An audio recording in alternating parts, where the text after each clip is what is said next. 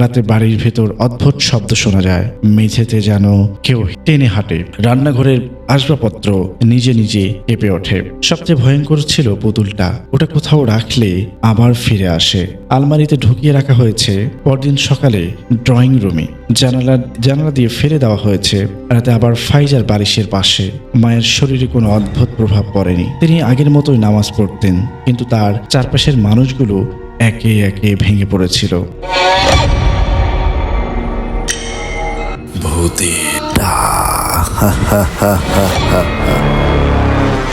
আসসালামু আলাইকুম, welcome back. আপনারা শুনছেন ভূতের ডাক। আমি মাসুম আছের সাথে, এবং আশা করছি সবাই অনেক ভালো আছেন এবং ভালো তোলে আছেন। আমরা প্রতিনিয়ত যে ঘটনাগুলো আপনাদের সাথে শেয়ার করি, আমি আশা করছি যে আপনারা অনেক এনজয় করেন এবং অনেক ভালো লাগে আপনাদেরকে। চাইলে কিন্তু আপনিও আপনার জানা কিংবা সেরা ঘটনাগুলো পাঠিয়ে দিতে পারেন আমাদের কাছে।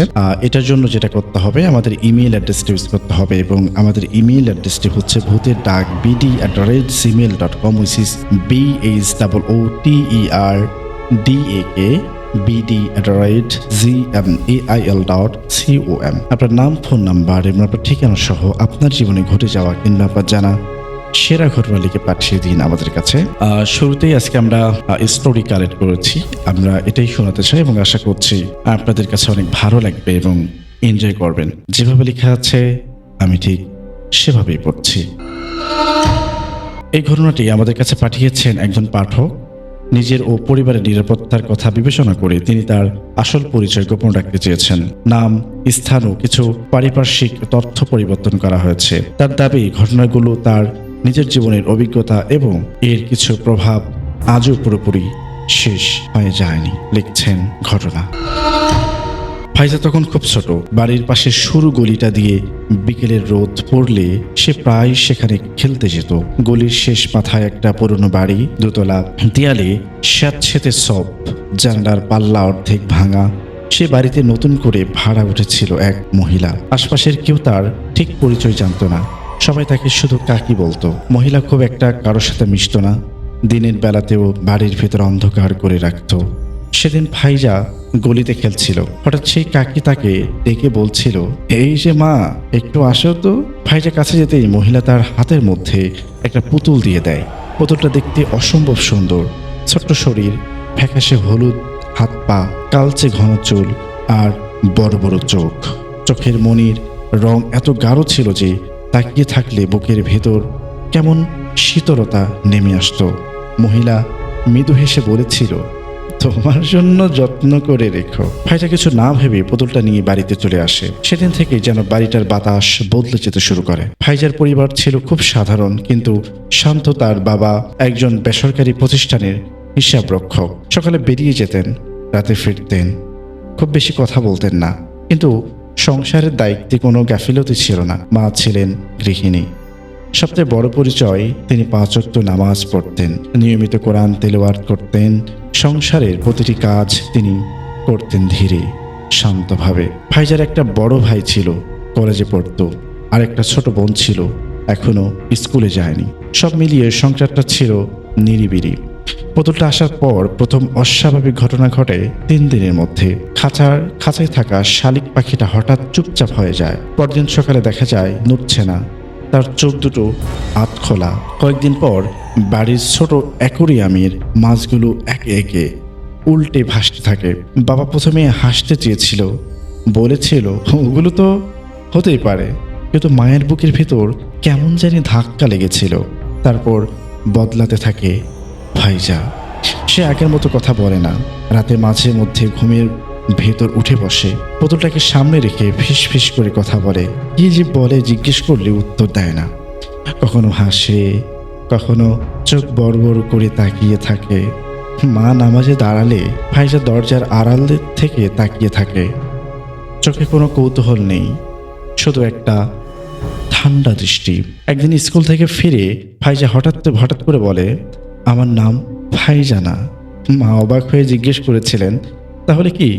মেয়েটা খুব স্বাভাবিক গলায় বলেছিল, আমার নাম নির্জা।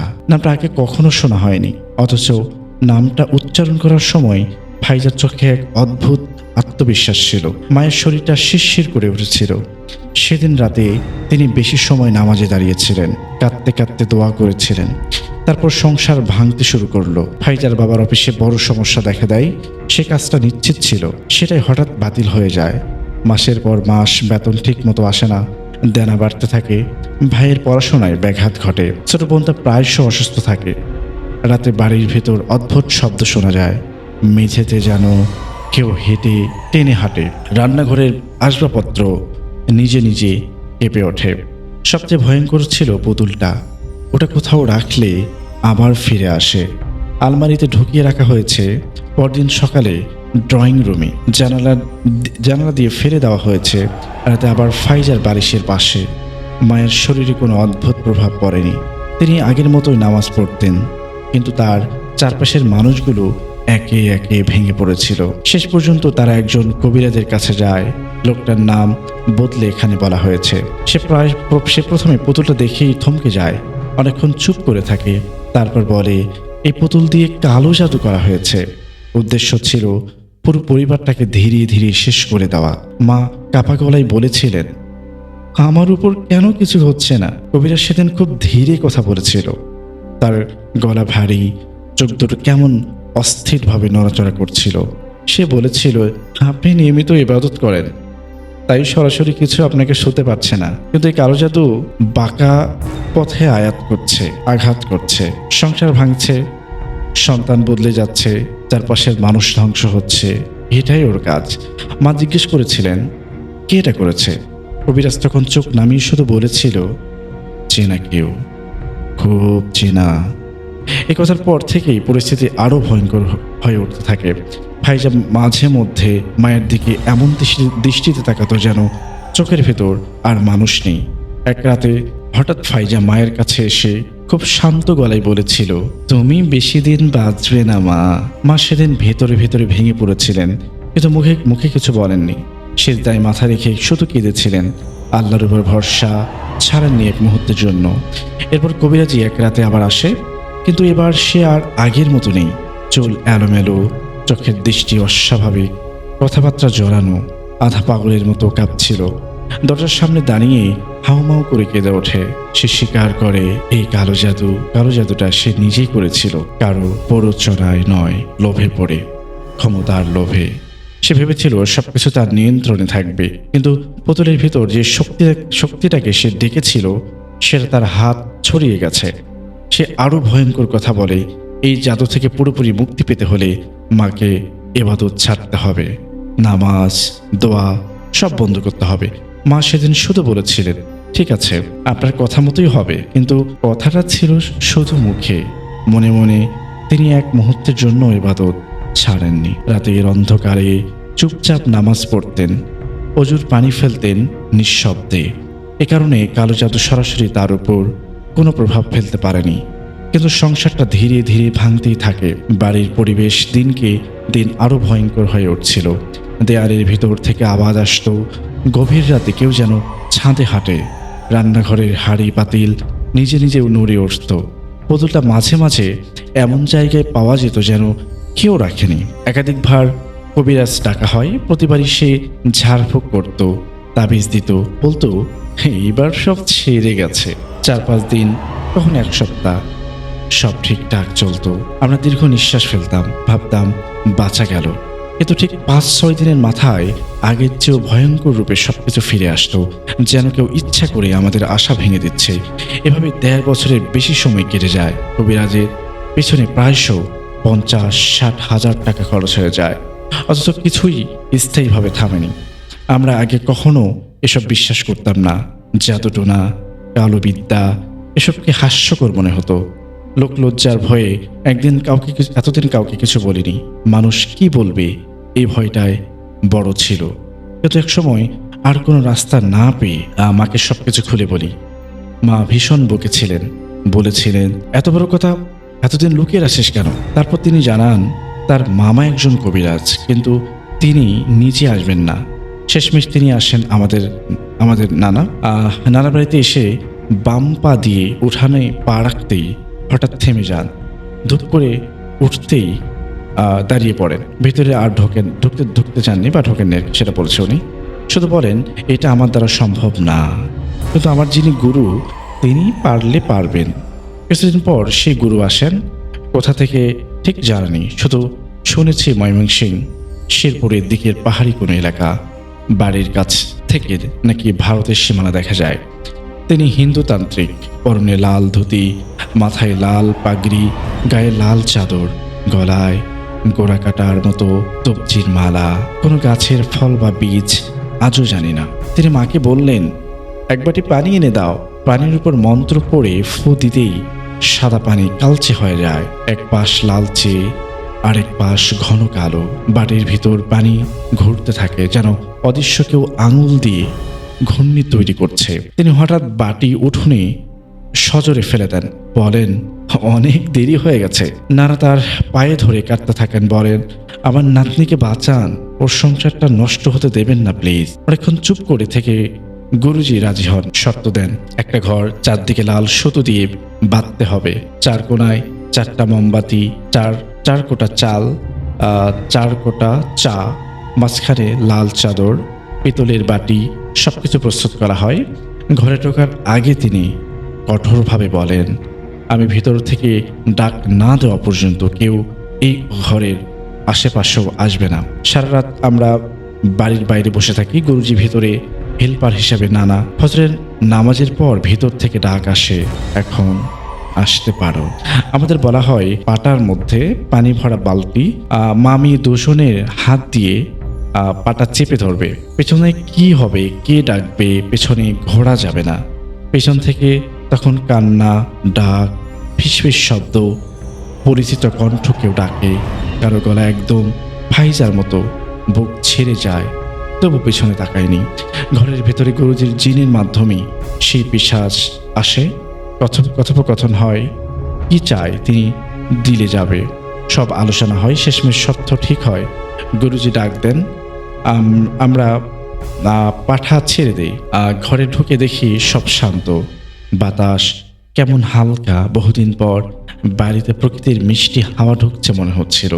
গুরুজি বলেন, এটা পুরোপুরি শেষ করা যাবে না, মাঝে মাঝে জানিয়ে দেবে সে যে এখনো আছে, কিন্তু কিছু ক্ষতি করবে না। তিনি আরও বলেন, এক পূর্ণিমার রাতে শ্মশান ঘাটে 2টা খাসি দিতে হবে। আজও মাঝে মাঝে অদ্ভুত কিছু ঘটে, হালকা ক্ষীণ, যেন সে শুধু জানিয়ে দেয়, আমি এখনো আছি। এই ঘটনাগুলো লিখেছেন ফাইজার আম্মু। তিনি এখনো 5 ওয়াক্ত নামাজ পড়েন, আর অন্ধকার পুরোপুরি যায়নি, শুধু দূরে দাঁড়িয়ে থাকে। এই বলে তিনি তার ঘটনা শেষ করেছেন। যারা কালো জাদু টাইপের ঘটনা পছন্দ করেন তাদের জন্য খুবই ইন্টারেস্টিং একটা ঘটনা। আমার কাছেও খুব ভালো লেগেছে এবং আশা করছি আপনাদের কাছেও অনেক ভালো লেগেছে এবং আপনারাও এনজয় করেছেন। তো আপনাদের কাছে যদি ভালো লেগেই থাকে তাহলে সেটাও জানাবেন, যদি ভালো না লাগে সেটাও জানাবেন, এবং আশা করছি এটা ভালো লেগেছে। আমি যতটুকু জানি ভালো লেগেছে। সো এরকম ঘটনা যদি আপনারা আমাদের কাছে পাঠাতে চান তাহলে আমাদের ইমেল অ্যাড্রেসটা ইউজ করতে হবে, এবং আমাদের ইমেল অ্যাড্রেসটি হচ্ছে bhutetdag@gmail.com, which is BHOOTERDAKBD@gmail.com। আপনার নাম, ফোন নাম্বার এবং আপনার ঠিকানা সহ আপনার জীবনে ঘটে যাওয়া কিংবা আপনার জানা সেরা ঘটনা লিখে পাঠিয়ে দিতে পারেন, এবং ঘটনা শুরুতে অবশ্যই উল্লেখ করুন আপনি ঘটনাটা স্টুডিওতে এসে শেয়ার করতে চান নাকি আপনার ঘটনাটা আমরা পড়ে শোনাই। সো এই হচ্ছে ব্যাপার। আমরা আরও একটা ঘটনায় যাব, তার আগে ছোট্ট একটা ব্রেক নিব। ব্রেকের পর আবারও ফিরে আসছি। সে পর্যন্ত আমাদের সাথেই থাকবেন, শুনতে থাকবেন ভূতের ডাক। ভূতের ডাক। Welcome back. আশা করছি সবাই অনেক ভালো আছেন এবং ভারত দলে আছেন এবং শুনছেন আমাদেরকে। ব্রেকের পরে আবার সবাইকে স্বাগত জানাচ্ছি এবং আশা করছি এখন যে ঘটনাটা পড়বো সেটাও একটা ছোট ঘটনা, তবে ভালো লেগেছে, আমার কাছে মোটামুটি ভালো লেগেছে। আশা করছি আপনাদের কাছেও ভালো লাগবে। সো চলুন কথা না বাড়িয়ে আমরা সরাসরি ঘটনা যাই। যেভাবে লেখা আছে আমি ঠিক সেভাবেই পড়ছি। মিজান সাহেবের বাড়ি ঢাকা স্টাফ কোয়ার্টারে। সেদিন অফিস থেকে ফিরছিলেন, রাত তখন 9টা। স্টাফ কোয়ার্টারের এলাকাটা সাধারণত বেশ জমজমাট থাকে। রাস্তায় মানুষের ভিড়, গাড়ির হর্ন আর আলো ঝলমলে পরিবেশ, কিন্তু সেই রাতটা ছিল একটু অন্যরকম। আকাশে কালো মেঘ জমেছিল আর হালকা বৃষ্টির ফোঁটাও পড়ছিল। মিজান সাহেব হাঁটছিলেন ভিড়ের মাঝখান দিয়ে, কিন্তু আজ কেন যেন চারপাশের মানুষগুলো তার কাছে অস্বস্তিকর মনে হচ্ছিল। সবাই যেন একটু অদ্ভুতভাবে তাকাচ্ছে, চোখে চোখ পড়লেই তারা খুব দ্রুত মুখ ফিরিয়ে নিচ্ছে। হঠাৎ তিনি লক্ষ্য করলেন পিছনে কেউ তাকে অনুসরণ করছে। পা ফেরার শব্দটা খুব স্পষ্ট শোনা যাচ্ছিল, কিন্তু যখনই তিনি পিছনে তাকাতেন কেউ থাকতো না। ভিড়ের মধ্যে কেউ তাকে অনুসরণ করছে এটা ভাবতেই তার গা শিউরে উঠল। তিনি দ্রুত পা চালিয়ে বাড়ির দিকে এগোতে লাগলেন, কিন্তু পেছনের পায়ের শব্দটাও যেন তাল মিলিয়ে ত্বরান্বিত হচ্ছিল। হঠাৎই তার পা ধরে কে যেন হেঁচকে টান দিল। মিজান সাহেব রাস্তায় পড়ে গেল। অনেকের পায়ের নিচে পড়ে বেশ আহত হলো। কিছু মানুষ এসে মিজান সাহেবকে টেনে উঠালো। এদের মধ্যে একজন সাদা গাউন পরা মহিলা মিজান সাহেবকে হাত ধরে টেনে নিয়ে যাচ্ছিল পাশে থাকা শীতল লক্ষ্য নদীর দিকে। মিজান সাহেব তার হাত থেকে দৌড়াতে শুরু করলেন। স্টাফ কোয়ার্টারের গলিপথে ঢুকতেই তিনি অনুভব করলেন চারপাশের পরিবেশ একদম বদলে গেছে। রাস্তার আলোগুলো নিভে গেছে, মানুষের কোলাহল যেন কোথাও মিলিয়ে গেছে, শুধু অন্ধকার আর নিস্তব্ধতা। মিজান সাহেবের বুকটা ধক করে উঠল। মিজান সাহেব ক্লান্ত এবং পরিশ্রান্ত। অবশেষে এত দৌড় ঝাপটা সহ্য হয়। তিনি দ্রুত বাড়ির দিকে ছুটতে লাগলেন, কিন্তু যতই তিনি এগোতে থাকেন বাড়িটা যেন তার কাছে আসছে না। রাস্তা যেন লম্বা হয়ে গেছে, আর তার পেছনের পায়ের শব্দটা এখনো তাকে অনুসরণ করছে। হঠাৎ তিনি দেখলেন সামনে একটা কালো ছায়া দাঁড়িয়ে আছে। ছায়াটা ধীরে ধীরে তার দিকে এগিয়ে আসছে। মিজান ছায়াটা এখন তার খুব কাছাকাছি। তিনি দেখলেন সেটা একটা নারী মূর্তি, লম্বা কালো চুল, সাদা গ্রাউন পরা, তার মুখটা স্পষ্ট, কিন্তু চোখ দুটো যেন জ্বলজ্বল করছে। নারীটি তার দিকে হাত বাড়ালো, আর মিজান সাহেব গলা থেকে কোনো আওয়াজ বেরোচ্ছিল না। হঠাৎ তিনি শুনতে পেলেন, তুমি কেন এসেছো এখানে? এটা তোমার জায়গা না। মিজান সাহেবের চোখ অন্ধকারে নেমে এলো। পরের মুহূর্তে তিনি নিজেকে বাড়ির সামনে দাঁড়িয়ে পেলেন। রাস্তার আলোগুলো জ্বলজ্বল করছে, মানুষের কোলাহল ফিরে এসেছে, সবকিছু স্বাভাবিক মনে হচ্ছিল, কিন্তু তার গায়ে তখনও ঠান্ডা ঘাম। তিনি দ্রুত বাড়িতে ঢুকে দরজা বন্ধ করে দিলেন। পরের দিন সকালে তিনি প্রতিবেশীদের সাথে জিজ্ঞেস করলেন গত রাতে কি কোনো অদ্ভুত ঘটনা ঘটেছে, কিন্তু কেউ কিছু জানতো না। শুধু তার প্রতিবেশী এক বৃদ্ধ দাদা বললেন, স্টাফ কোয়ার্টারে অনেক পুরনো ইতিহাস আছে। অনেক আগে এই এলাকায় এক চাকরিজীবী নারীকে তার কলিগরা মিলে শীতল লক্ষা নদীতে মেরে ফেলে দেয়। তার আত্মা এখনও এখানে ঘুরে বেড়ায় বলে কথিত আছে। মিজান সাহেবের গা শিউরে উঠল। তিনি বুঝতে পারলেন সেদিন রাতে যে নারীকে দেখেছিলেন সে আত্মা। তারপর থেকে তিনি রাত 9টার পর বাড়ি ফেরা এড়িয়ে চলতেন, কিন্তু মাঝে মাঝেই রাতের বেলা তার মনে হতো কেউ যেন তাকে অনুসরণ করছে, আর সেই কালো ছায়াটা যেন এখনো তার পিছু নিয়েছে। বন্ধুরা, ঘটনাটি আমার পাঠক মিজান সাহেবের কাছ থেকে শোনা। আমি নিজের মতো করে ঘটনাটি লিখেছি। ভালো লাগলে কমেন্ট করবেন বা পড়ে শোনাবেন তিনি সেটা বলেছেন। তো ছোট্ট একটা ঘটনা, জানি না কেমন লেগেছে। আশা করছি ভালোই লেগেছে, এবং যদি ভালো লেগেই থাকে সেটাও আমাদেরকে জানাবেন। যদি ভালো না লাগে সেটাও জানাবেন। সো এই হচ্ছে ব্যাপার। অনেক সময় আমরা দেখি যে ঘটনাগুলো ছোট এবং রহস্যময় কম, বাট যার সাথে ঘটেছে সেই কিন্তু একমাত্র বোঝে যে আসলে সেটার ভয়ঙ্কর কতটা এবং কতটুকু, এবং সেটার মর্ম কিন্তু সেই বুঝতে পারে। সো একটা কথাই আছে, যার ব্যথা সেই বোঝে। সো বিশ্বাস করা না করাটা সম্পূর্ণ আপনার ব্যাপার, এবং আমরা আশা করব যে আপনারা এরকম অনেক সুন্দর সুন্দর ঘটনা আমাদের কাছে পাঠাবেন, এবং আমরা এই ঘটনাগুলো মানুষের কাছে পৌঁছে দেব, এবং মানুষ এগুলো শুনবে এবং তারা সেখান থেকে সাবধান হবে এবং এনজয় করবে। সো আমাদের কাছে ঘটনা পাঠাতে হলে খুব সিম্পল একটা কাজ করতে হবে। আমাদের ইমেল অ্যাড্রেস ইউজ করতে হবে। আপনাদের ইমেইলে গিয়ে ইনবক্সে বাংলাতে লিখতে হবে আপনার জানা ঘটনা, এবং টাইপ করতে হবে ভূতের ডাক bd@gmail.com, which is BHOOTERDAKBD@gmail.com। আপনার নাম, ফোন নাম্বার এবং আপনার ঠিকানা সহ আপনার জীবনে ঘটে যাওয়া কিংবা আপনার যারা সেরা ঘটনা লিখে পাঠিয়ে দিন আমাদের কাছে। সো এই ছিল আজকের এই ঘটনা। আশা করছি নেক্সট টাইম কোনো ভালো কোনো ঘটনা নিয়ে, ভালো কোনো স্টোরি নিয়ে, সেটা আপনাদের পাঠানো কোনো ঘটনা নিয়ে আমরা হাজির হব। সেই পর্যন্ত ভালো থাকবেন, সুস্থ থাকবেন, সুন্দর থাকবেন। ভূতের ডাক।